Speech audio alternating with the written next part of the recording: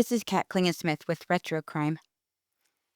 In July of 1915, the charred remains of two women were found in a burned car outside of Clearwater, Florida. The car belonged to a taxi company, and its driver that night, a 33-year-old man named Guy Stemple, brought the sheriff there. He claimed that he had witnessed his last fare murder 19-year-old Susie Eliot and her mother, Bessie Eliot. They were so burned that at first the sheriff didn't even see them in the car. 45 minutes later, they arrested the citrus king himself of Pinellas County, Mr. John J. Mendenhall, Jr. John Mendenhall was the most successful citrus supplier in Pinellas County, hence his nickname, the Citrus King. He was in his mid-40s, handsome, wealthy, and highly respected among people with status and influence. He was born in 1868 and grew up on a farm in Kentucky across the river from Cincinnati, Ohio. He married his local sweetheart, and in 1893, they had a daughter. When she was 3 years old, John's wife died unexpectedly. John said that he had taken out his rifle to lend to his wife's brother. He set it on a chair, and she brushed past it. As it fell, she tried to pick it up, and it went off and shot her in the face in an upward trajectory. John was distraught. 12 months and 3 weeks later, John married a woman named Alice, who was the esteemed daughter of a fruit merchant. She quickly became pregnant with his second daughter, Florence. In the late 1800s, the railroad was expanding, and when it got to Florida, there was a citrus boom.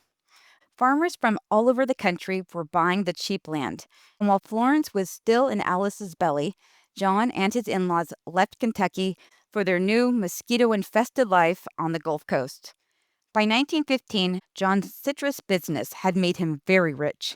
The life he built would be destroyed if he were to be convicted of a double homicide. Public opinion was in his corner, and they expected his innocence to be proven in court. Under oath, John told the court his version of events. According to him, he had arranged with the mother, Bessie Eliot, to pick up both her and her daughter, Susie, on the night of July 2nd, 1915. They were meeting so that he could privately give them a settlement. It was a payoff. The Eliot women were threatening to have him arrested as a white slaver for a business trip to Chicago that Susie had followed him on over a year ago. A white slaver is an archaic term for a pimp, which should also be an archaic term because they're human traffickers. John stated that he had met Susie in December of 1913. The following March, she demanded to join him on his trip to Chicago. She wouldn't take no for an answer, so he paid her $100 to not go. He boarded the train in Tampa and had his own drawing room, which is like a bedroom. She surprised him by buying her own ticket and boarding at the next station. They shared his room, and he wouldn't say if they had intimate relations, his reason being that he didn't want to incriminate himself or defame a dead girl. That happened in March of 1914. A year later, he met with Susie, Bessie, and Susie's uncle Arthur at the Elliots' home. John admitted to going to Chicago with Susie, and Arthur told John to marry Susie or they would have him arrested as a white slaver. For months, they pressured John to divorce his wife and marry Susie, despite his absolute refusal. Susie eventually gave up and told her mom that John would make things right. Instead of marriage, she demanded $6,000. That's equal to about $200,000 now. He talked them down to $5,000 and arranged to pay them the night of July 2nd. He would pick them up in a town car and take them on a drive to do this privately because the Elliots often had people over. He said Susie would get loud. John secured a loan of $1,500, hoping to talk them down to $1,000. The day arrived, Susie called him in the afternoon and told him to pick her up because she had been drinking with a female friend. She demanded that he get her more alcohol. He picked her up, took her to his office, and they argued about Bessie coming. John insisted that Bessie be there, and Susie allowed her to come if John didn't tell her mom anything about her or Susie would kill him. John made arrangements with the local taxi service. Cars were such an elegant novelty that taxi drivers wore uniform and were referred to as chauffeurs. Only 1 in 40 people owned a car at the time. Guy Stemple was on duty that night, and he had driven John a few times before. When John left work that evening, he took the gun from his desk, just like his secretary said she saw him do. He always brought a gun for protection when he went to Tampa, where the Elliots lived. John lived in Clearwater. On the car ride with Bessie and Susie, John asked Guy, the chauffeur, to slow down when they got to Green Springs Road. Bessie noticed a beer bottle in the car. She was shocked and questioned John because she knew he didn't drink. Susie told her it was John's and he had taken to hard drinking. Bessie asked John directly whose it was, and he admitted that it was for Susie. Susie got up and told them that she was tired of this and reminded him that if he told her mother anything else about her, she would kill him. She grabbed the gun from his pocket, and he tried to stop her from killing everyone by grabbing her wrists. Then he heard a crash of glass and didn't know where it came from. Guy asked him what was going on, and John told him that he was defending his life. The gun went off several times, then Susie slumped down into the seat. John got out of the car, and when he was about 15 feet away, he saw Guy take off his hat and pour gasoline in it, which was possible with cars back then. Guy picked up John's gun in the car to give back to him, didn't check to see if the women were dead or just unconscious. Then he threw the gasoline in the car and dropped a match. The car exploded. John didn't know if the women were dead before or after the explosion. John asked Guy, why did he do that? And Guy said, so there would be no tales to tell. He didn't think they'd be believed if they told the truth. He walked with John and came up with a story about dropping the women off on Grand Central Avenue. He would leave the car at the railway crossing down there, and Guy would explain to his boss that the car had exploded. Then Guy left in a different direction. When John got to the street, his brother-in-law Clyde was waiting for him. John had given Clyde the when and where to pick him up so that he could leave as soon as the settlement was done, and Clyde drove him home.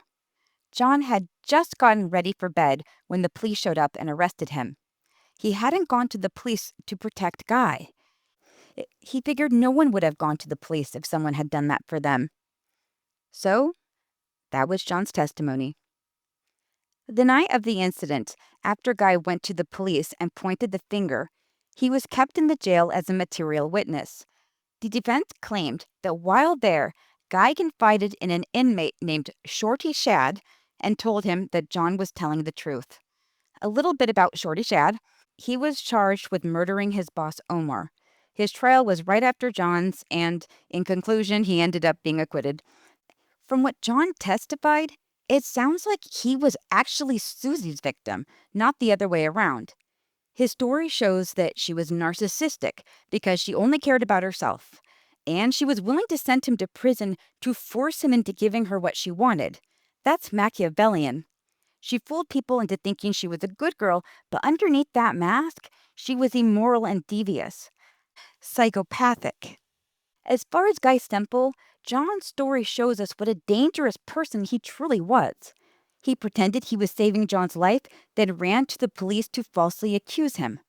Hiding under a chauffeur's cap was actually an arsonist, a murderer, and a pathological liar. Guy Stemple, he is a fascinating person because the majority of arsonists aren't murderers. They wouldn't light possibly living women on fire. Maladjustment of this type can usually be seen in their family backgrounds. Guy came from a family of German immigrants. As far as murderers, his grandfather and uncles were family physicians.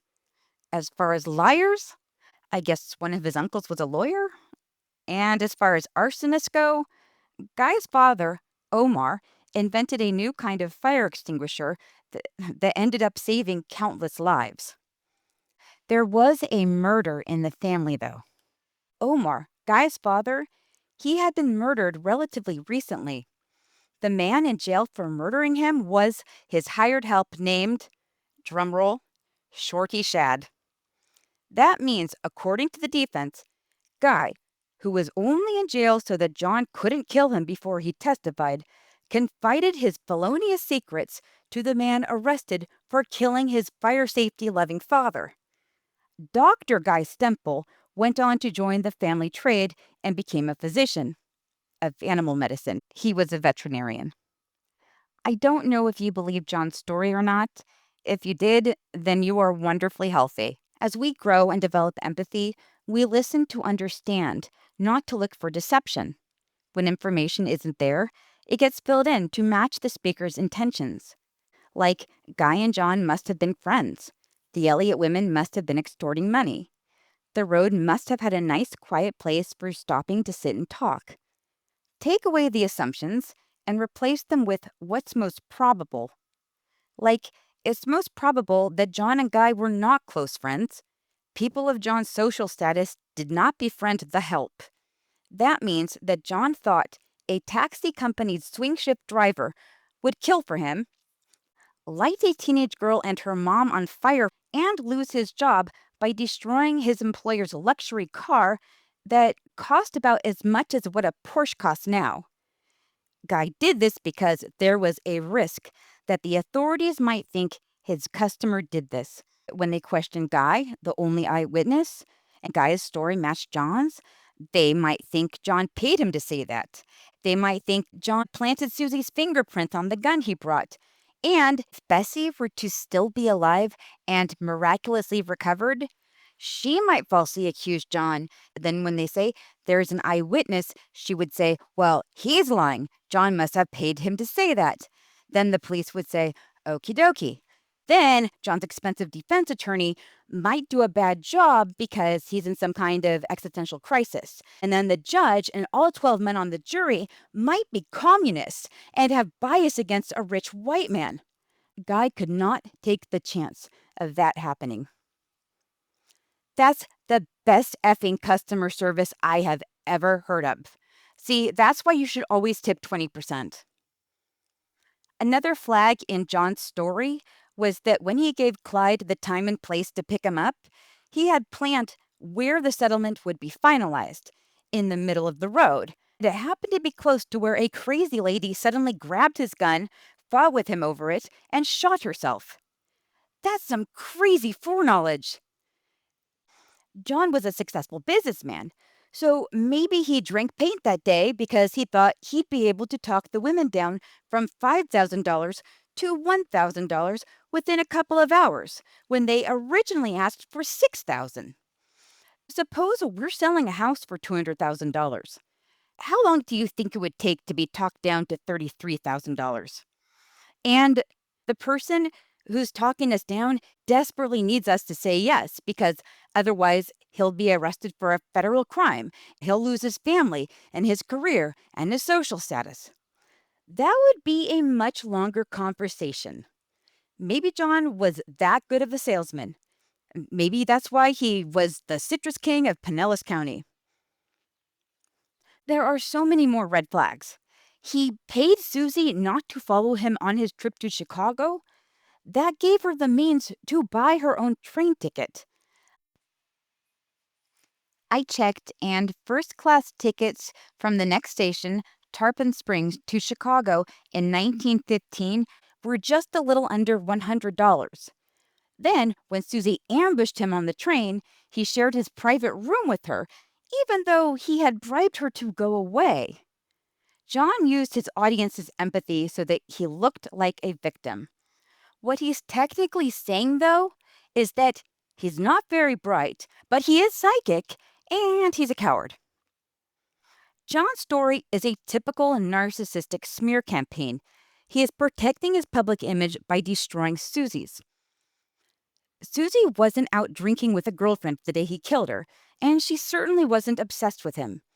She was with a boy on a date. She had moved on.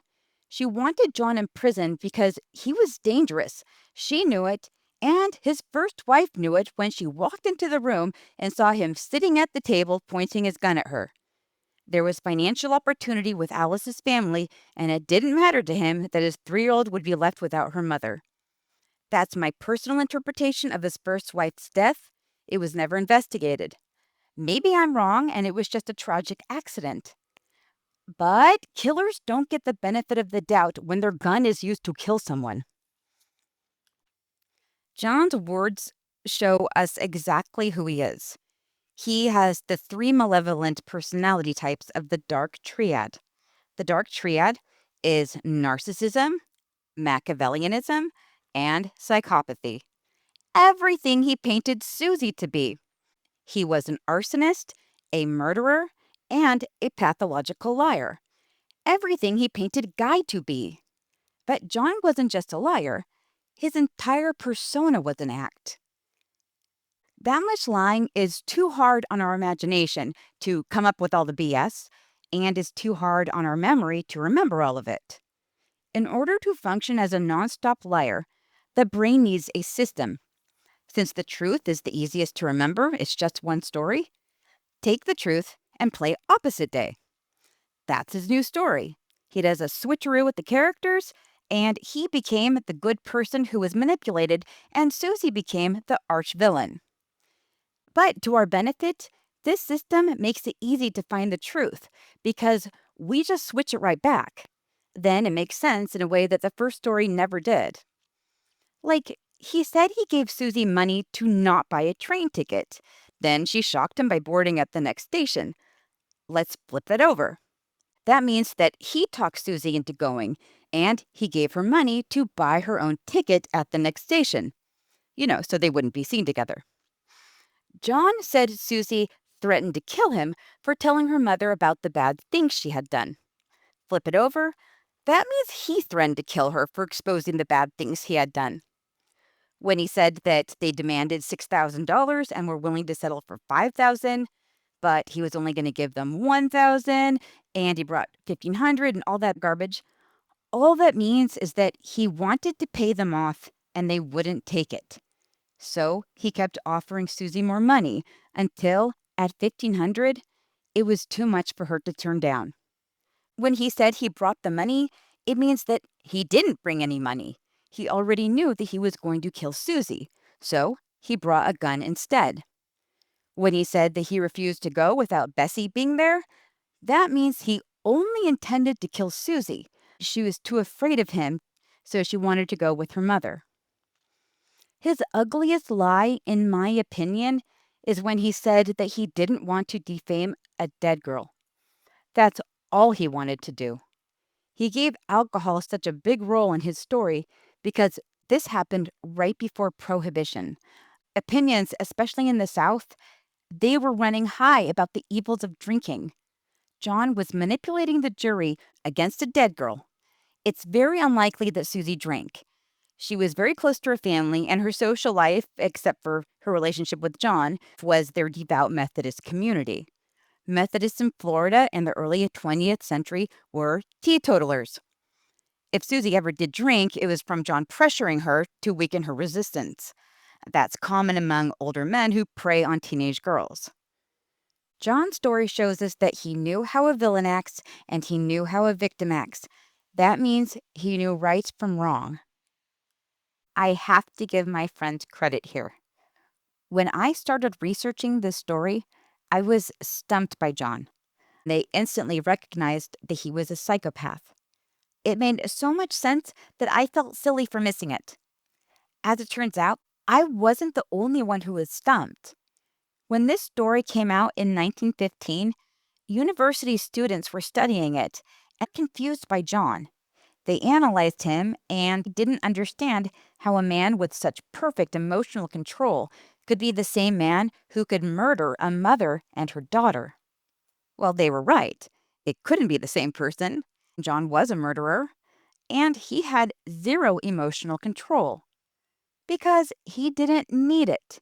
He didn't have the emotions to control. They mistook his heartlessness for quiet dignity. That's how psychopaths work. They were also confused by all of his friends and family insisting that he was a man with so much virtue. Of course, he had so much virtue. That's what he used for weapons, tools to get what he wanted. He gave to charities, he was involved with the community. And if he was seen with a teenage girl, they would believe him when he said that he was just mentoring her. If we deduced John's story correctly, then it will match the other witness testimonies. Well, minus Shorty Shad, of course. He wasn't even there. According to Guy Stemple's testimony, John arranged a ride and said they needed to fill the tank even though they had plenty of gas for the drive. Guy thought that was strange. He also thought it was strange that John didn't want to go to the American Supply Company for gas, and he asked to go somewhere more private. After getting gas somewhere else, they went anyway to the American Supply Company because that's where he had planned with Susie to meet. They picked her up, and then they picked up Bessie at her home, and John told Guy to drive to Green Springs Road. John said to take the old Green Springs Road, even though Guy warned him that it was in bad shape, hence why they made a new road. A half-mile down the road, Guy heard a crash. Bessie moaned, and Susie asked her mom if she was all right. Susie told John, "I won't do it. I won't do it." I think she was referring to not signing the affidavit. Guy stopped the car. He turned around and saw that John had hit Bessie over the head with a beer bottle and had knocked her out. Guy firmly requested that John please do not do that. John told him to leave him alone because he was defending his life. Then Guy heard gunshots and bolted so fast he left his hat behind. He went to the street and flagged down a car, and the gentleman inside took him immediately to see the Pinellas County Sheriff. Clyde, the brother-in-law who picked him up, he testified that John told him when and where to pick him up. Clyde only had to wait 15 minutes.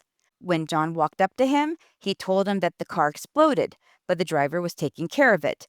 And if anyone asks, Clyde picked him up on Grand Central Avenue. Susie's uncle Arthur / Bessie's brother testified that in April and May of 1915, he was invited to the Elliots to meet John and said, "Nice to meet you." Susie told him that he may not think that once he finds out what it's about. They told Arthur about the relationship having started a few years prior, and it grew into a physical relationship. A year later, they took a trip to Chicago, and they were intimate on that trip. Arthur told John that he could be charged with the Mann Act. It was technically called the White Slaver Act of 1910. It made it a federal crime to take women across state or foreign borders with the purpose of prostitution, or for any immoral purpose. John convinced Arthur that he was madly in love with Susie and was divorcing his wife to be with her. We already know what John said next because, like I say every few episodes, cheaters aren't original. On both visits with Arthur, John repeated what all adulterers say. 1, his marriage was unhappy. 2, he was getting a divorce. And 3, he can't yet get a divorce for financial reasons. He gave Arthur his word that he would follow through with the divorce to marry Susie, that he would make her an honest woman. He and Arthur shook on it. Poor Alice Mendenhall. She and Florence, who was about Susie's age, got to hear Uncle Arthur say John told him he regretted his marriage since 2 hours after he and Alice married. His wife won't divorce him without a large financial settlement. Looks like he has a theme with women being extortionists. Alice and Florence refused to believe any testimony but John's because sometimes a convoluted conspiracy is easier to accept when the person we loved never loved us back. Charles Eliot certainly loved his wife and daughter with all of his heart. One day, they went for a ride and never returned. His wife was beaten. His daughter was shot and falsely accused, and they were burned, possibly while still alive. On top of that, he found out that they had a whole secret life. Charles testified in court, and he was clueless. He didn't know about the settlement. He didn't know about pressing charges. He didn't know that Susie had ever been to Chicago. He thought that she went to Plant City to visit friends because they were old people, and Susie loved old people.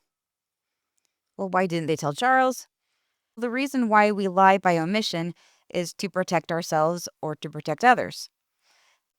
The Eliot household was the one always open for guests to drop by. They threw the parties and luncheons. They were a nice, loving family. Dysfunctional homes, they don't run on hospitality. They keep their doors closed and their secrets in. Charles was a middle-aged man and familiar with how middle-aged men think. If he found out that a man in a midlife crisis was using his teenage daughter, it would have been a big deal. Bessie was too afraid for her family's reputation, not just because of her post Edwardian sense of morality, but also because she had lots of brothers who owned local businesses. The scandal would hurt them too. She believed that once John and Susie married, everything would be fine. The testimony that could have spoken for Susie and Bessie was banned from being used in court. It was from Deputy Reynolds, who was a U.S. Marshal stationed in Tampa. What the court wouldn't hear, the press did. Mostly. The United States Department of Justice was working with Susie and Bessie to prosecute John for violating the Mann Act.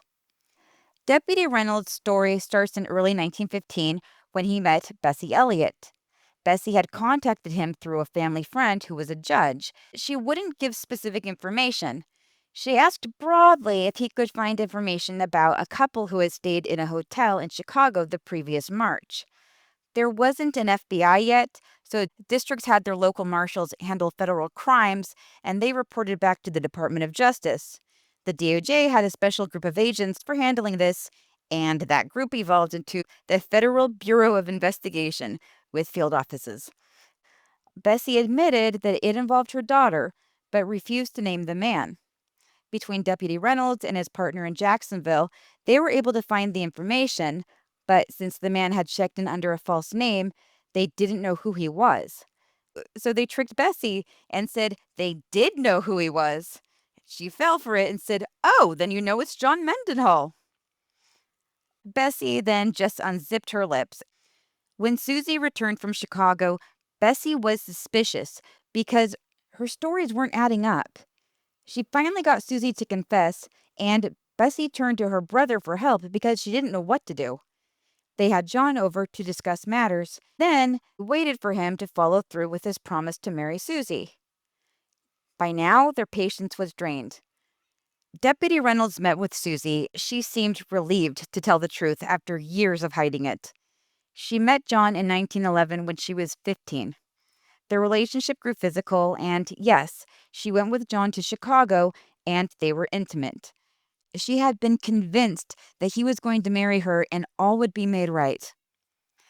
Deputy Reynolds talked to Bessie and Susie about prosecuting John. They didn't think it was a good idea. Then Susie did think it was a good idea, and Bessie didn't. Then they both changed their minds again. Then Susie finally resolved to follow through and sign an affidavit so that they could formally charge John. Bessie was still holding out hope that John would make Susie an honest woman. Divorce was immoral, but John made it seem like he was already divorced, just not legally. As a courtesy, the women told John that they had been meeting with Deputy Reynolds, and I think it was so he understood what he had done was a big deal, and it came with consequences. Deputy Reynolds was an experienced lawman. He knew it was important for Susie to sign the affidavit right away. The problem was Bessie. With some maneuvering, they were finally able to separate Susie at the marshal's office. Susie told them that she was scared for her life, and if she didn't sign it, John would get away with it and do the same to other girls. Even with the doors locked behind them, Bessie still found a way in through the back business offices. She stopped Susie from signing. Bessie also feared for Susie's life, and she knew that it needed to be signed. It was the right thing to do. She just needed a couple more weeks. Bessie knew that her entire family would be disgraced. Deputy Reynolds was expecting them in 2 weeks, so he kept his vacation plans. On day 10, Bessie called Deputy Reynolds' office 3 times. John had offered Susie a payoff of $1,500, which is now worth about $50,000.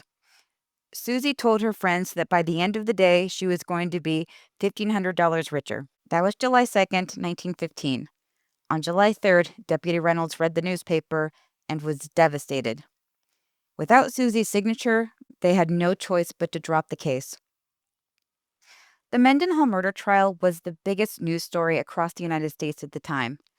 The sheriff spoke on behalf of the most unbiased contributor to any crime, forensics. They can be interpreted with bias, But many things speak for themselves, like the fresh footprints at the crime scene.